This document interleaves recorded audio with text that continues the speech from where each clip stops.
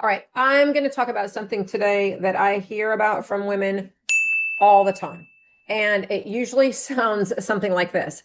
I'm fine all day long. I can stay on track with food. And then at night, I end up standing in front of the refrigerator and don't even freaking know why I'm there. And immediately, women start blaming themselves.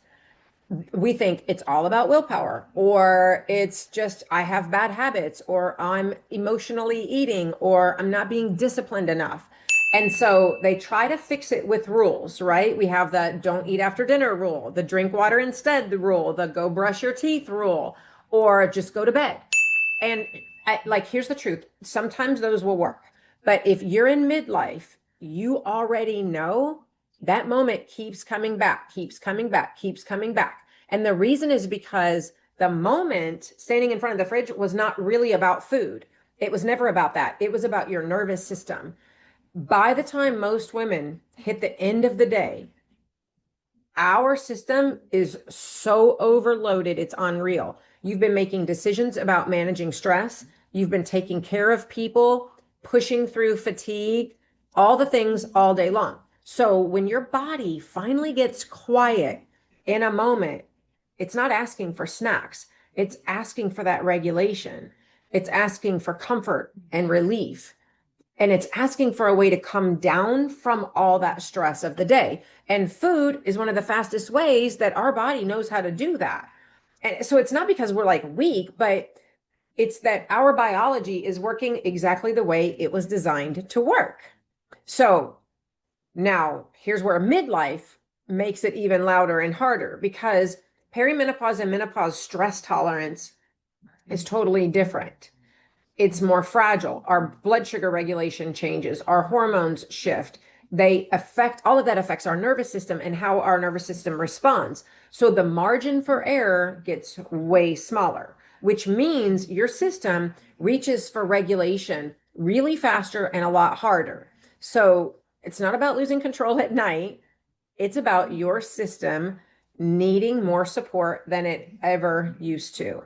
And this is where most health coaches and most health advice, they completely miss the mark, because most of that advice treats this whole situation like it's a behavior problem. It says, like, just change what you do. Drink a glass of water. But these habits don't exist in isolation. They sit on top of stress, a nervous system that needs regulation, emotional wiring, and decades of identity around dieting and self-control. So if you try to fix behavior without supporting the system underneath,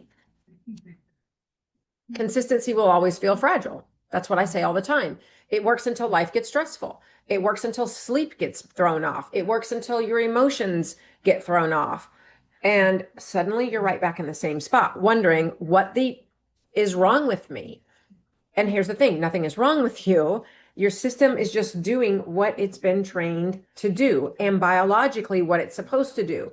This is usually why I build a resource, and I've done that. I'm going to share it. It's about the 9 p.m. like refrigerator moment.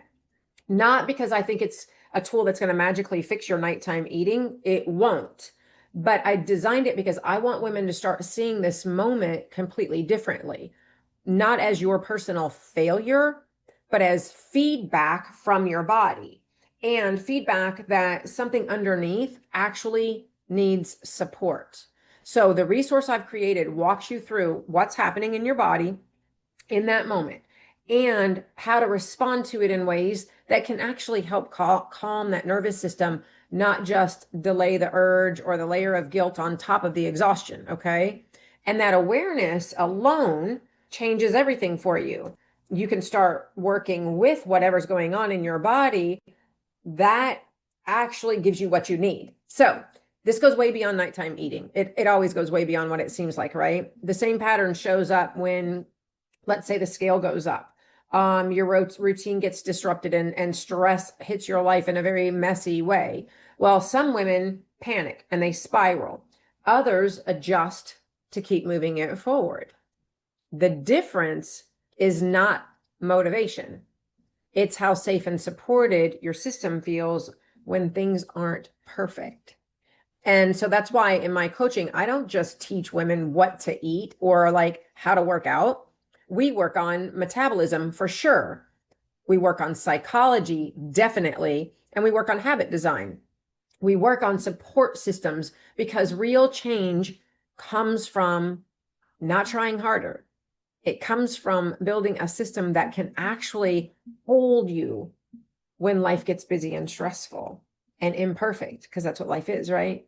So if you've spent years thinking, oh, well, you just need more discipline, I want you to hear something very loud and clear today.